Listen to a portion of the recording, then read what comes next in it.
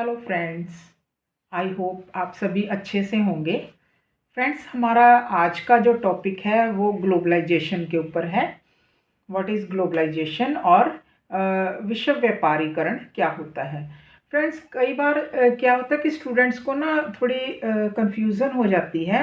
English में तो हमें पता है ग्लोबलाइजेशन एक ही वर्ड है, ज़्यादातर हम यूज़ करते हैं, लेकिन यह हिंदी या पंजाबी अदर लैंग्वेज में क्या है, इसको अलग अलग नेम्स के साथ पुकारते हैं।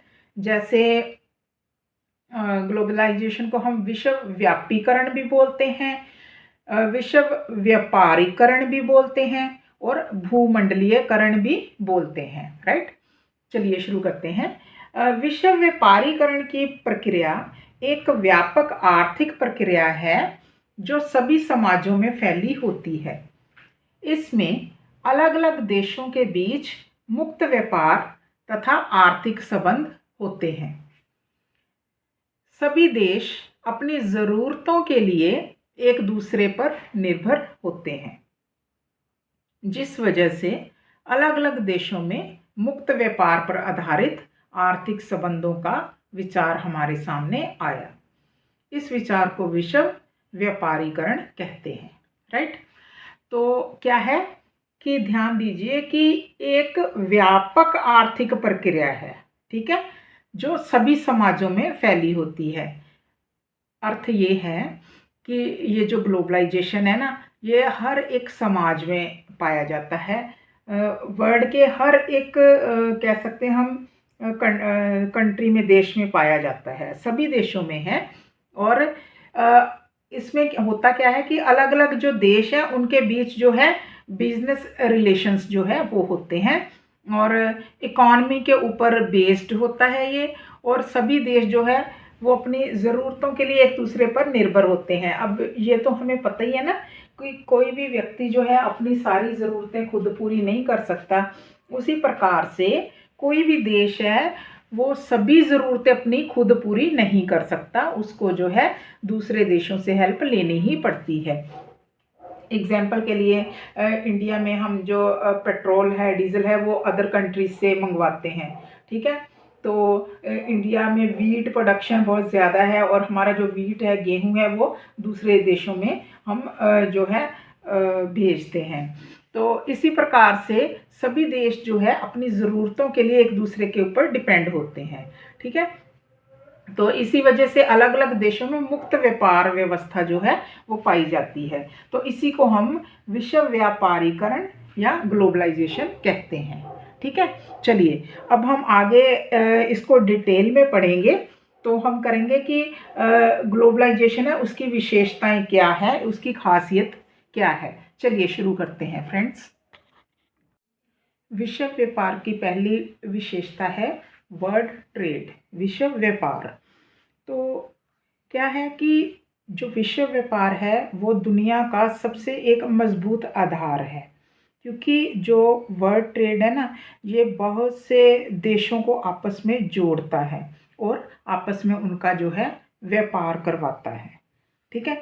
एग्जाम्पल हम कह सकते हैं कि इंडिया में जो है चाय का उत्पादन सबसे ज़्यादा होता है, ठीक है। तो इसीलिए जो अलग अलग देश हैं, बहुत से देश हैं जो भारत से जो है चाय का व्यापार करते हैं, ठीक है। चाय का जो है इसमें कह सकते हैं कि दूसरे देशों में चाय जाती है, ठीक है। और अरब के देश हैं, उनमें जो है तेल के भंडार ज़्यादा होते हैं, पेट्रोल के, डीजल के, ठीक है। तो उस वजह से क्या है कि बहुत सारे देश हैं जो तेल के लिए अरब कंट्रीज़ के ऊपर डिपेंड करते हैं। तो इस प्रकार से बहुत से देश जो है अलग अलग वस्तुओं को लेन देन के कारण आपस में जो है एक दूसरे के ऊपर निर्भर रहते हैं। और भारत के लोग अरब के लोगों के साथ जो है तेल का या और सामान का जो है व्यापार करने के कारण जो है इनके ऊपर डिपेंड करते हैं। और इसीलिए जो है विश्व का व्यापार बढ़ा और विश्व व्यापीकरण भी बढ़ा।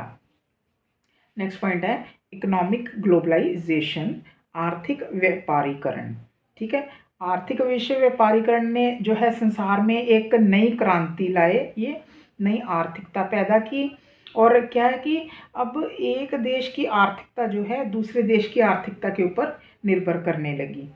ठीक है, तो इसी वजह से एक नया सिद्धांत हमारे सामने आया, वर्ल्ड इकोनॉमी। ठीक है, तो विश्व आर्थिकता। अब इस पॉइंट को आपने याद रखना है कि अगर क्वेश्चन में आपको पूछ लिया जाता है व्हाट इज़ वर्ल्ड इकोनॉमी या विश्व आर्थिकता क्या है, तो आपको ये समझ जाना चाहिए कि ये जो है जो इकोनॉमिक ग्लोबलाइजेशन है वो इसी कारण जो है सांस्कृतिक तत्व जो है एक दूसरे के साथ जो आदान प्रदान हुआ है, एक दूसरे के ऊपर जो है दूसरे एक देश जो है निर्भर रहने लगे हैं ना, तो उसी के कारण ये जो सिद्धांत है सामने आया।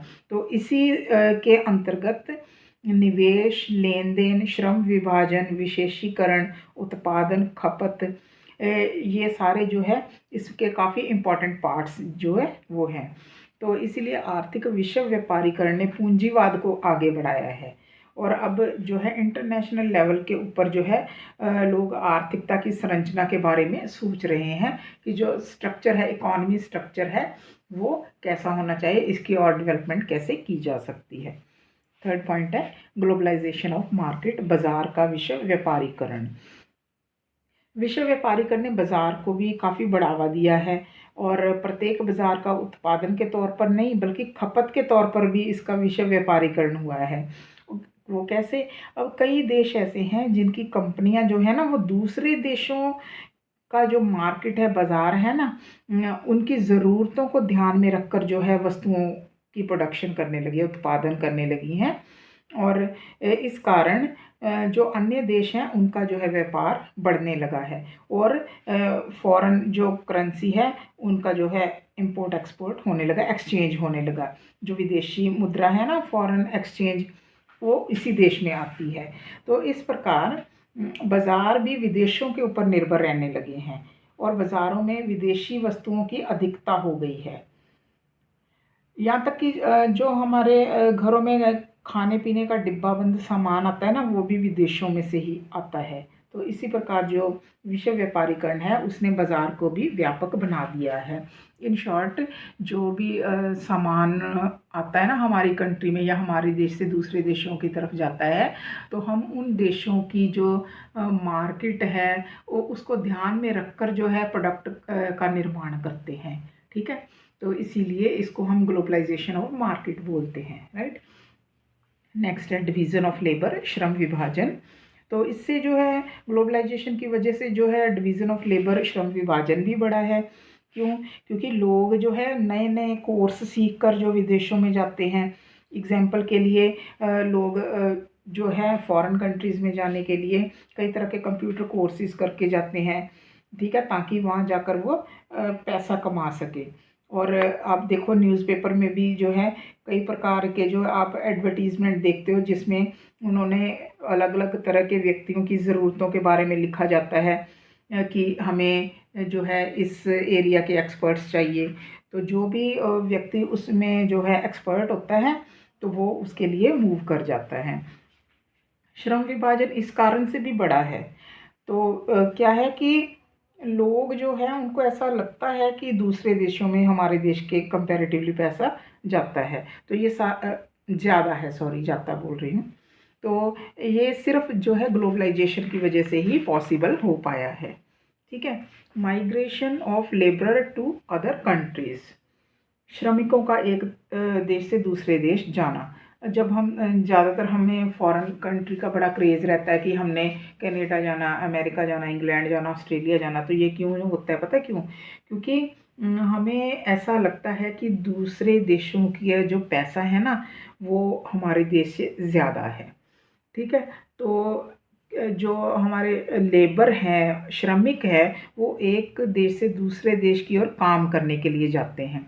ज़्यादातर क्या था कि दक्षिणी एशिया में जो अलग अलग काम धंधों में जो एक्सपर्ट लोग होते हैं ना, वो वेस्टर्न कंट्रीज़ में काम के लिए जाते हैं, फॉरेन में जाते हैं, क्योंकि उनको लगता है कि पश्चिमी देशों में कमाई ज़्यादा होती है। तो इस प्रकार दुनिया भर के जो श्रमिक हैं, मज़दूर हैं, वो अलग अलग देशों में जाकर पैसे कमाते हैं और काम करते हैं। तो ये सब कैसे पॉसिबल हुआ? ग्लोबलाइजेशन की वजह से। ठीक है, तो ये भी एक बेनिफिट हुआ है। नेक्स्ट है सिक्स्थ पॉइंट है आई थिंक मैंने लिखा नहीं यहाँ, वर्ल्ड इकोनॉमी विश्व आर्थिकता, वर्ल्ड इकोनॉमी विश्व आर्थिकता, लिखना भूल गई पॉइंट। ठीक है, ये 6th पॉइंट है हमारा, वर्ल्ड इकोनॉमी। तो इसमें क्या है कि जो ग्लोबलाइजेशन है ना, इसकी ये भी एक विशेषता है कि इकोनॉमी को बढ़ाना है। एक देश की आर्थिकता केवल एक देश तक ही सीमित ना रहे, या रही भी नहीं है, क्योंकि उस देश की आर्थिकता के ऊपर जो है अन्य देशों की आर्थिकता भी प्रभाव डालती है। ठीक है, क्योंकि हम इंपोर्ट एक्सपोर्ट करते हैं सामान, तो करेंसी का भी फ़र्क पड़ता है ना। तो विभिन्न जो देश के व्यापार है ना वो बढ़ता है, और उसकी आर्थिकता जो है एक दूसरे के ऊपर डिपेंड करती है। तो इसी तरह अंतर्निर्भरता के कारण, इंटरडिपेंडेंसी की वजह से जो है विश्व आर्थिकता और विश्व व्यापार में जो है बढ़ोतरी हुई है। तो फ्रेंड्स, ये थे characteristics of globalisation. I hope help मिलेगी आपको एग्जाम में इसके लिए। So thanks for watching.